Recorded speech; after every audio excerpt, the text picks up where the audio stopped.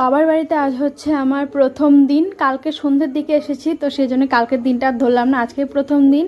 আর সকালবেলা ঘুম থেকে উঠেই চলে এসেছি বাড়ির সামনে মাঠের সাইডটা। এত সুন্দর দৃশ্য না, যেটা দেখলে বারবার এখানে আসতে ইচ্ছে করবে।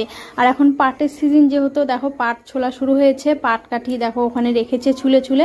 এখন যেহেতু সকাল, সেই জন্য কেউ এখনো কাজে আসেনি, একটু পরে হয়তো চলে আসবে। আর যেহেতু বর্ষার সিজন না, দেখো পুকুরটা একদম ভরা, চারিদিক সবুজে সবুজময়, এত ভালো লাগে না, আমি এদিকে আসবই।